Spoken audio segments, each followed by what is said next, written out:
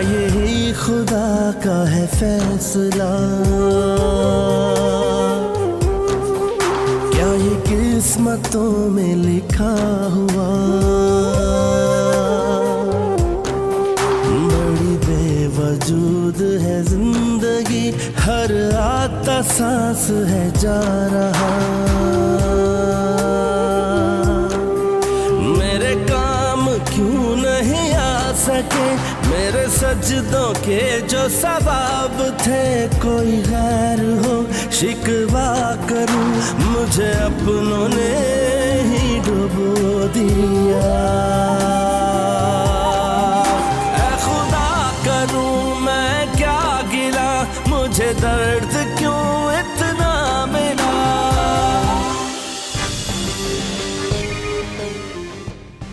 पायल तुम्हारी कभी भी नहीं हो सकती,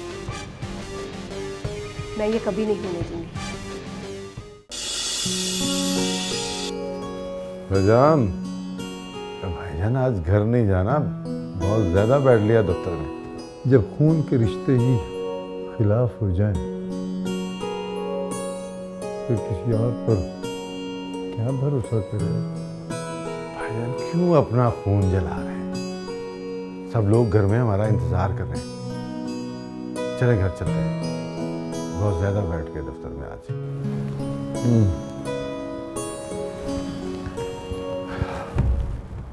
तुम्हारी गाड़ी ड्राइवर ले आएगा, तुम मेरे साथ चलो। जी भाईजान, जैसे आपकी खुशी। चलिए प्लीज। चल।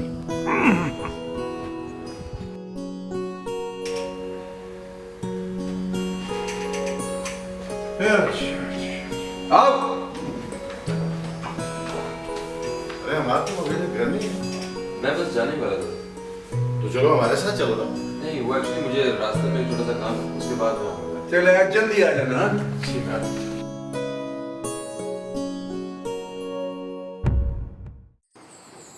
जिसने आना था वो नहीं आया, दिन रात एक करके देखे, उसकी राह में पलके बिछा के देखी, न वो आया न उसकी खबर। जो आया है उसके बारे में क्या सोचा? मैंने क्या सोचना अम्मा, आपने कुछ सोच समझ के ही बुलाया होगा। मैंने सोच समझ कर ही बुलाया था और अपने भाई से सोच समझ कर ही वक्त लिया है। वक्त? माँ हूँ तेरी दुश्मन नहीं हूँ। कि तेरा मामू तेरी तारीफें करता करता नहीं थकता और उसका बरखुरदार पूरे घर के फराइज निभा रहा है, बाप का सहारा बना हुआ है, और एक तरफ तुम एक नाफरमान है जो अपनी माँ को बुला बैठा है। दोनों में से एक का इंतखाब करना मुश्किल नहीं था, लेकिन मैं तेरी माँ हूँ। मैं चाहती तो अपने भाई का मुंह मीठा आज ही करवा कर भेजती, लेकिन मैंने वक्त मांगा है क्योंकि मुझे तेरी खुशी ज्यादा अजीज है। अब भी सोच ले अम्मा। और अच्छी तरह सोच समझकर मुझे बता देना।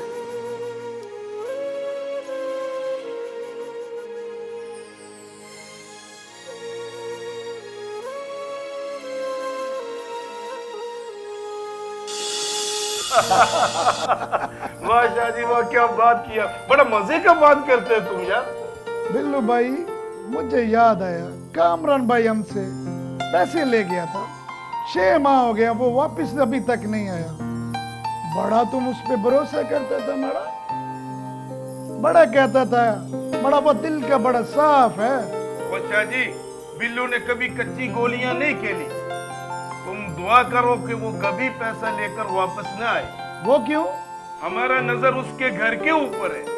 क्यों? तुमको मालूम है उसके घर का कितना पैसा? कितने का? पूरा 80 लाख का वो घर है। 80 लाख का? और वो हमसे कितना पैसा लिया? सिर्फ 20 लाख। अब तुम बताओ, हम घाटे का सौदा किया? वो तो उसका दिल रखने के लिए हम भरोसा का बात किया। वैसे शादी, तुम भी दिल का बहुत साफ आदमी है यार। अच्छा, इसीलिए हम उस गोदाम से उठकर इस दफ्तर में आ गया। वह नहीं शादी, वो दूसरा पार्टी का क्या बना? जल्दी बोलो।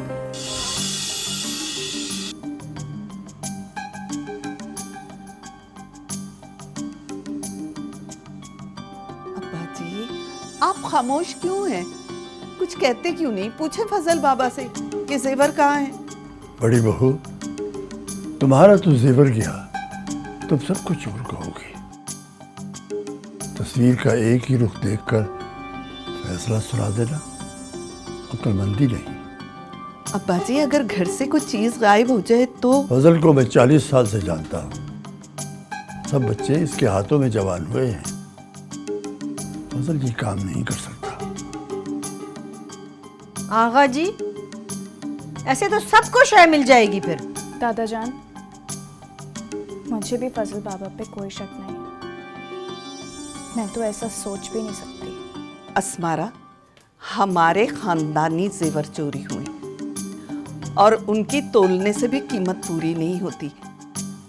मेरी सास के जेवरात थे। अस्मारा बेटी, तुम बताओ क्या हुआ था? दादा जान, निगहत आंटी ने मुझे कहा था कि अम्मी बुला रही हैं, पर जब मैं अम्मी के पास आई तो अम्मी ने मुझे नहीं बुलाया था। उसके बाद जब मैं कमरे में गई हूँ तो तौबा तौबा, अस्मारा बेटी, इतना झूठ! भला मैंने तुम्हारा क्या बिगाड़ा था जो तुम मेरा नाम ले रही हो? अरे मैं तो तुम्हारे कमरे में गई ही नहीं हैं? और अब फजल भी कहेगा कि मैंने इसे तुम्हारे कमरे में भेजा है। सरकार, मुझे निगहत बीवी ने ही अस्मारा बेटी के कमरे में भेजा था। अरे अल्लाह जी, मैं यही सुनने के लिए जिंदा थी क्या? अरे मुझे क्या जरूरत थी फजल को इसके कमरे में भेजने की? वाह, सारा इल्जाम मेरी मासूम बहन पर डाल दिया।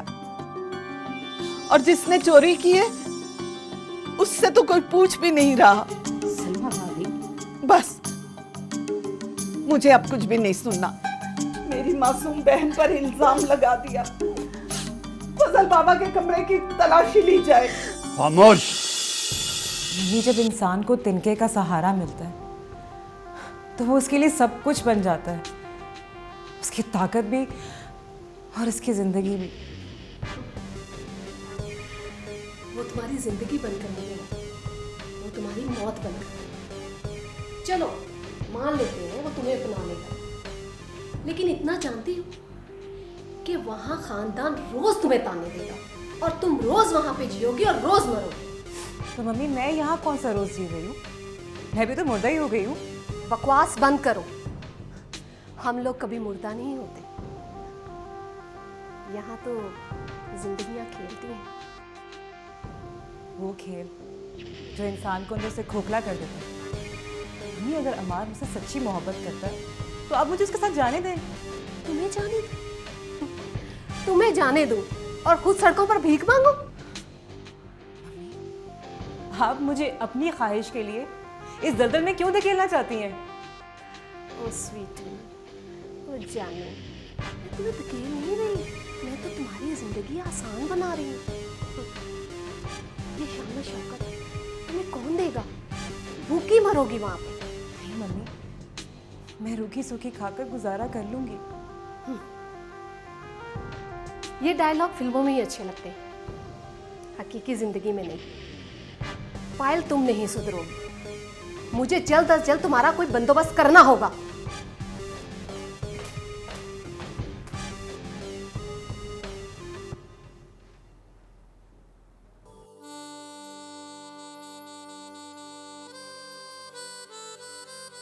क्योंकि मुझे तेरी खुशी ज्यादा अजीज है।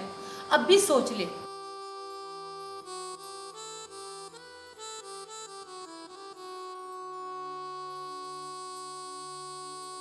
रज्जो, जरा ठंडे दिमाग से सोचो, हो सकता है तुम्हारी मोहब्बत यकतरफा है।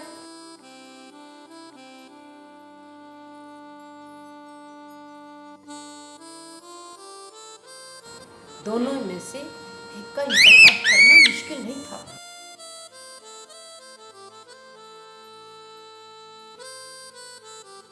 समी बहुत अच्छा लड़का है, मैं तो कहती हूँ तू उसको अपना ले, यही तुम्हारे लिए बेहतर होगा।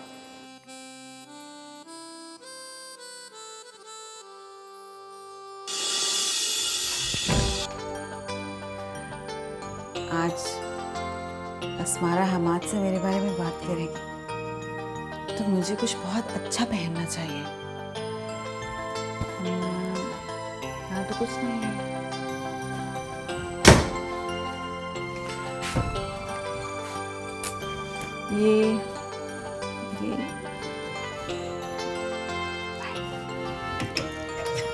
ये अच्छा है।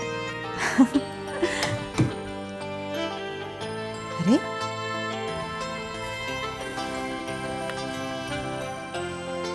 ये जेवर, ये तो अस्मारा की शादी की है।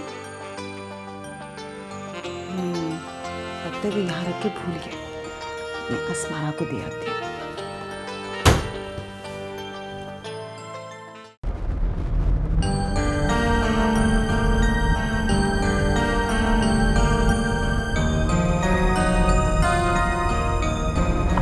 भाई मुसलसल झूठ बोलते जा रहे हैं।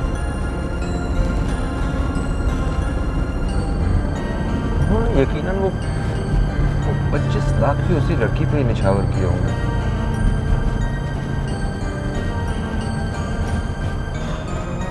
कोई बात नहीं, इसका फैसला भी आज हो ही जाएगा।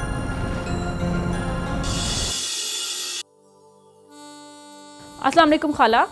वालेकुम अस्सलाम। जी खाला, आपने मुझे बुलाया था? हाँ मैंने बुलाया था, इधर आ, मेरे पास बैठ।